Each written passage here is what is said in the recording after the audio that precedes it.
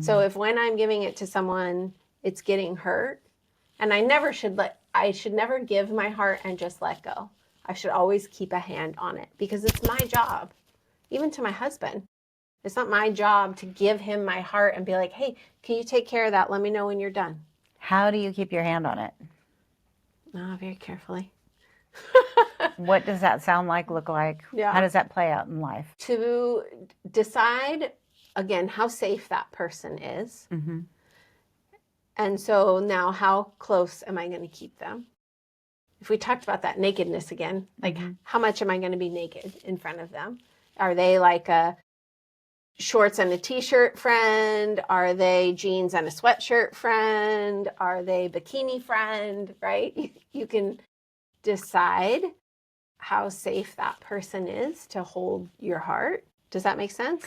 Well, I'm thinking of it from a more practical point of view. What does that sound like? Like, would you say to that person, this keeps happening, and it really bothers me. Would you have that discussion, or would you just, okay, that's just the way they are, and I'm just going to love them anyway? My job is my heart. So if my heart is hurting, then yes, I need to have that discussion. And not feeling like you're being petty.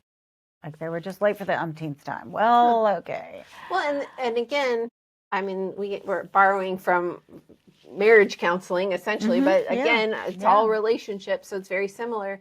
I can come and say, hey, when we get started at lunch later than I anticipated or than we had planned for, I really feel unimportant when that happens. Or it's hard for me because then I feel overwhelmed.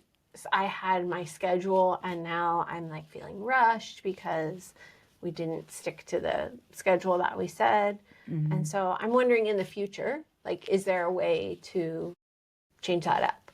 I mean, that's a very smart way to handle it. But here's me. I don't want to hurt their feelings, and I don't want to have this conversation, and it's just going to cause a rift in our relationship, and I really like their friendship, so I'm just going to brush it under the table.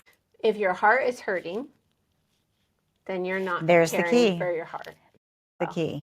So if you are in a friendship and the person continually is upsetting you, hurting your feelings, doing something that is hurting your heart, you need to say something. Whether it's going to damage the friendship, or you think it's going to put a rift in the friendship, or it's going to change the friendship, you need to do it anyway. And if it can't be talked through, then maybe it wasn't meant to be.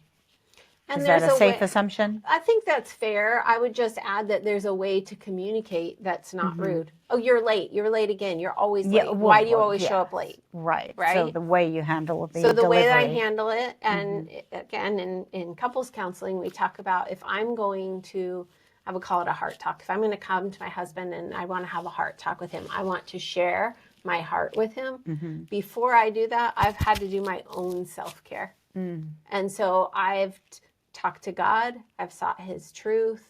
I've used his truth to care for my heart.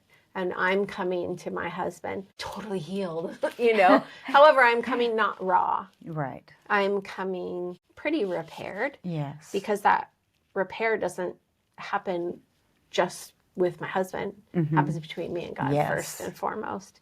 So it's the same thing with a friend. I'm coming after I've really sat and done my work